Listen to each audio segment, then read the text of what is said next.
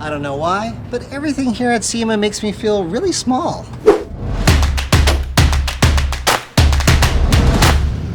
So today is Sunday. We still have a couple days until the actual SEMA Show starts. We're standing right in front of the South Hall and we're ready to check out some of what we call the pre-show coverage. There are a ton of Jeeps that have been brought out. More should be here by tomorrow. But for now, let's see what they got. Maybe one of the best parts about coming to SEMA is that you get to see all these cool other cars other than Jeeps. Look at these AC Cobras, they're beautiful. You could see yourself in one of these too, right? Get a load of this thing.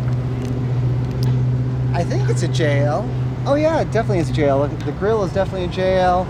It's got the ports on the side. But man, when it's got all this extra stuff all over it and built up to this level, it's kind of hard to tell. I can't say I'm a huge fan of the fenders, but I do like the fact that they integrated the lights into it.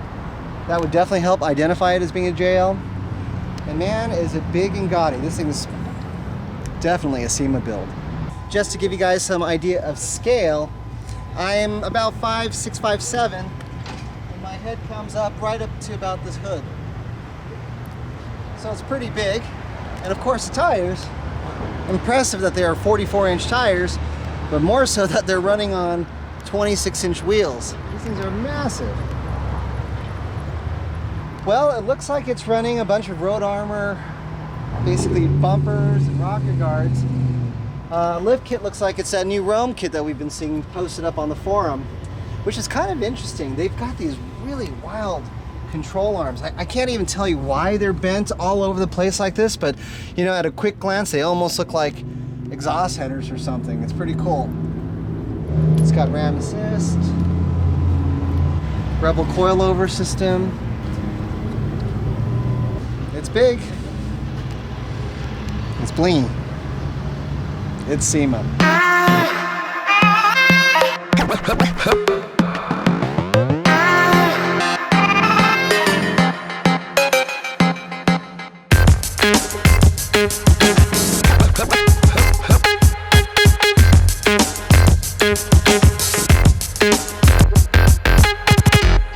All right, I'm not sure whose build this is. I see some Iron Cross products on it. That's definitely a JL. Maybe it was a Sport looking at the hood. Front bumper is made out of steel, it looks like. And I'm sure it's kind of nice. It's not that bad. The thing that I really don't understand is the dual steering stabilizer system that they have installed here. I actually saw this last year, and as much as you want to improve your steering, having a dual steering stabilizer is really not that important. Unless maybe you're trying to protect your tie rod, because that's how they have this thing mounted underneath the tie rod, as if this weren't a low enough point and a rock target. So maybe they're using this as a skid plate system.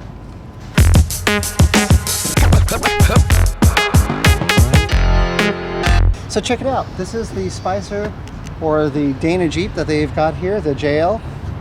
And as you can see, they're running some pretty big tires, 39-inch tires. And in order to help clear them, they remove the inner fenders. And what's interesting is that they did a clean cut job of it, but they also retained the lights up front, which is pretty cool. It looks a little bit raw and exposed, but I don't know. I might be able to live with that.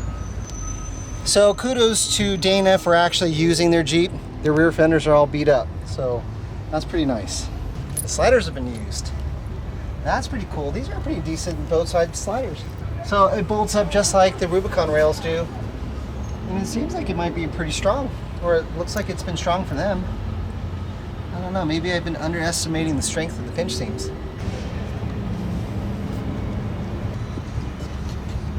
UD60s. Pretty simple build otherwise.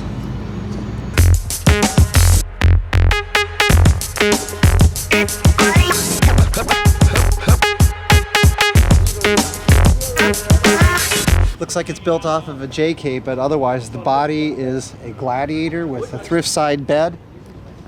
The blue is amazing. It kind of reminds me of Winter Chill a little bit. Beautiful. Looks really clean. Right here, actually 69 Gladiator on a 2012 JK.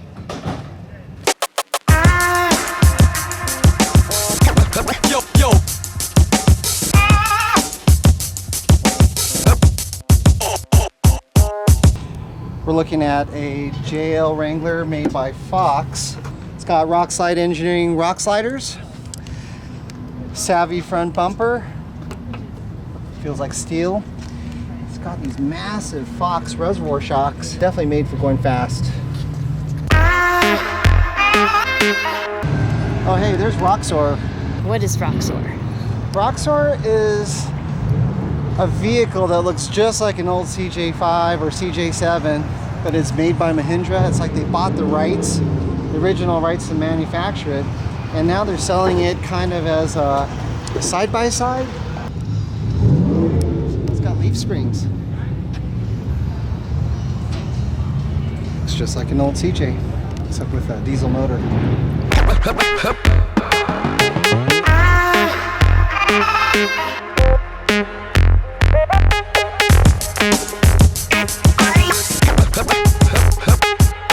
This right here, this is how I would take it with coilovers and long arms. That's pretty badass. So just like an old school CJ7, but totally modernized. It's got this beefed up transmission skid plate, subframe, long arms, triangulated 4-link.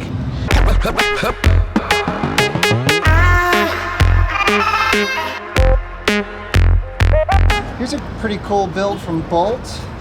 Looks like it's got some Rhino front bumper that doesn't look too bad. And it's kind of interesting, they're running it completely fenderless. Can't say I'm digging the little brackets. But overall, this kind of looks like stainless steel wrap. It's pretty nice. Definitely gives it like that stainless steel sink look like you would have in your kitchen or shop. Yeah, it's kind of an industrial look. Huh? It does, yeah. I'm not saying that negatively. The big wheels, I mean, if you're gonna go big, this really nice piano black gloss with the red accents is kind of nice. A little bit big for my taste. This is what, a 40, 15, 50, 122-inch wheel. Whew.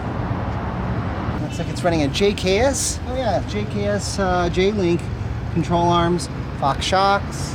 So one thing that's interesting, and I've seen this on a few different Jeeps here at SEMA, is that progressive rate coils are still the rage for some reason.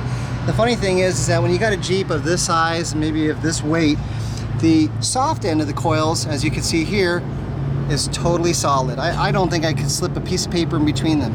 So essentially, all you're really running on is the firm side of the coil, as you can see right here. So everyone's always looking for a place to install lights. As you can see here, they've installed a few right here on top of the cowl. But this is kind of different. I'm not sure I'm digging it, but they definitely have an interesting solution for adding a few more of these cube lights or LED lights that everyone seems to be into right now. I'm really curious about these headlights. I don't know if they're like JK 7-inch replacement lights or if they are in fact, I think they might be. Because you know, the JLs come with 9-inch wide lights, which allow for about 20% more lighting. So for people who are actually going backwards into a 7-inch light, it's kind of weird to me. So I think I'm gonna have to look up some specs on this to see what they are. But they look like 7-inch lights. I think if there's only one thing that I'm disappointed in is the fact that they replaced the front grille with this thing. I know it's in, everyone's into the whole grill delete thing. I'm not sure why, but this one looks like it's from Rolling Big Power. And honestly, when you look at it, especially now without the fenders, I honestly would have mistaken this for a JK, which is a shame.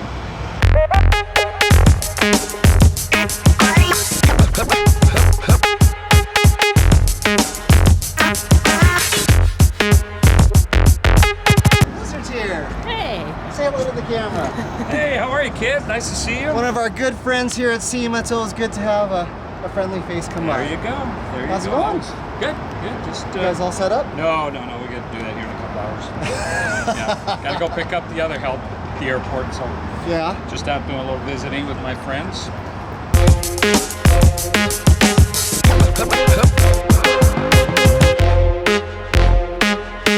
Once again, progressive rate coils that are solid.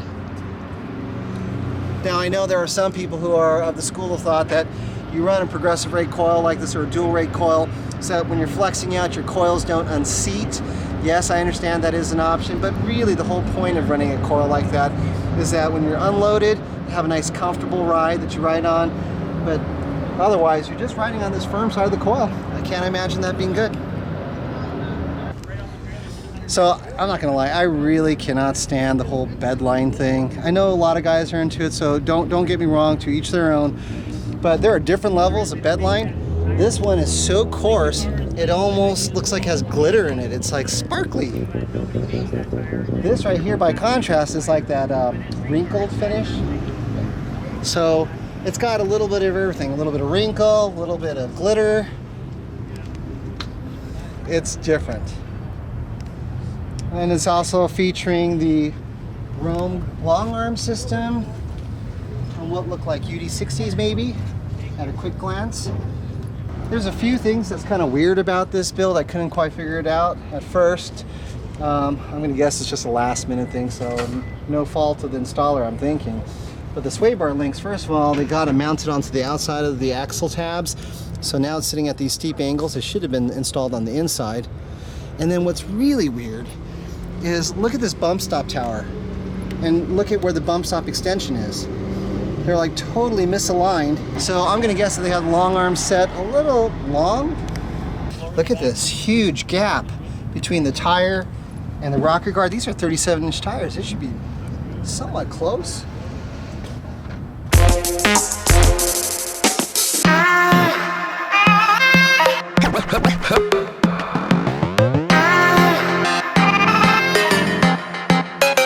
So I'm looking at it just for our own purposes. We've got a white Rubicon with the red outlines. And I have to say that the black wheels, which is something I haven't really been into in a while, but with the black wheels with the red rings and all the extra red accents on this white Jeep, actually look pretty good. I might have to consider something like that someday.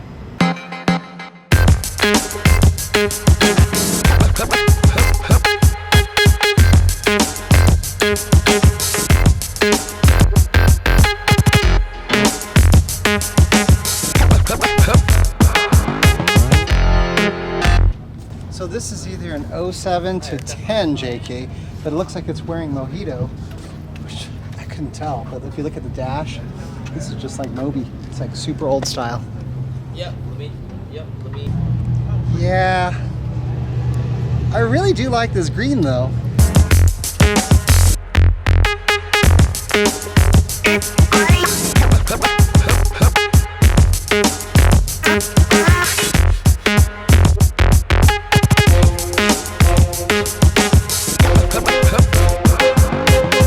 So this really nice red Jeep with all the gold accents, actually done really tastefully, really nice, and actually built in a way that looks very practical and usable, is built by Currie. And it's like a lot of their Jeeps, a lot of their products that they make it to actually get out there to the regular guy and have a good time. And you know, they're race proven, they know what they're doing, they make a good set of products. So let's take a look at what it's got. Real basic front bumper. Looks like it's running the Rock Jock axles, Fox steering stabilizer, and we've always been a big fan of the Rock Jock tie rods and drag links that they make. These joints, if you look at them, they're massive. They're not the cheapest in the world, but they've always served us well. We've always been a big fan of Currie steering components. We've always been a big fan of their Johnny joints, and as you can see over here, this Jeep is running the Currie control arms with what look like Johnny joints, as you would expect. Really nice. Really clean build. What are we looking at here? We're looking at a brand new 2018 Jeep JL Wrangler Rubicon, but it's like Unlimited Plus.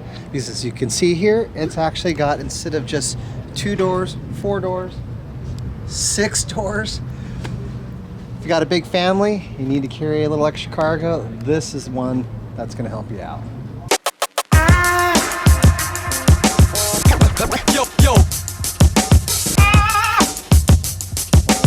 As far as builds go, it's pretty clean. It's really nice. It's not overly gaudy. It's got the trim that you'd expect to see at SEMA, but overall, it almost looks like something that anybody would drive. It's pretty nice. So we knew we'd see some big wheels here. This one's actually surprisingly not so bad. These American Force wheels, bronze and copper, they're real in color. They've been really popular for the last couple of years. What I like about this particular Jeep, not only does it scream SEMA, it's color coordinated well with the bronze accents, the decals, the fenders, roof rack, and otherwise. It's all made to match. It looks pretty sharp. Not necessarily something I would wheel, but yeah, it's a Sahara. Looks good.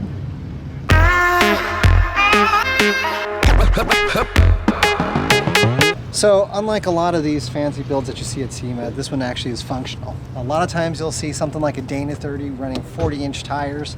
This one actually has UD60s, it has coilovers, it's got a Currie anti-rock system, some beefy tie rod.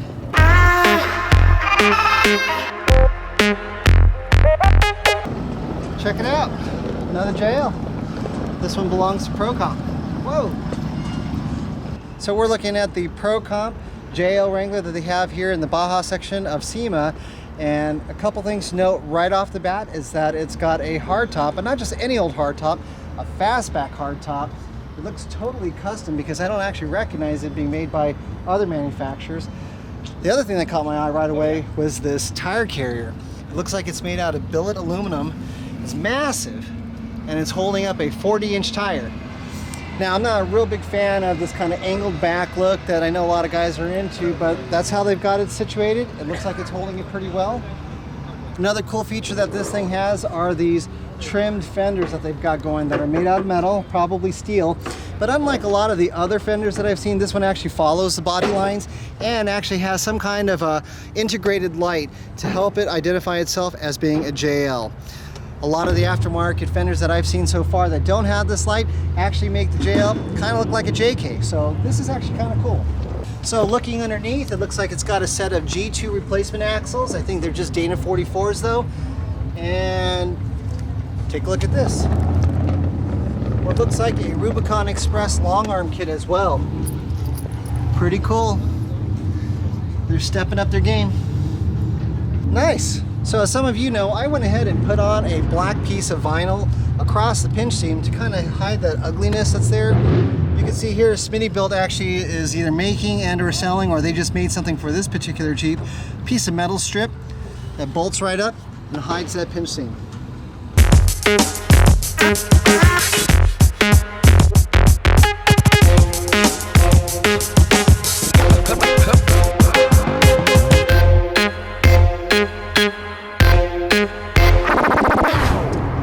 Well, that's a wrap.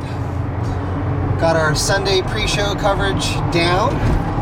We got Monday to go, and then the SEMA show begins.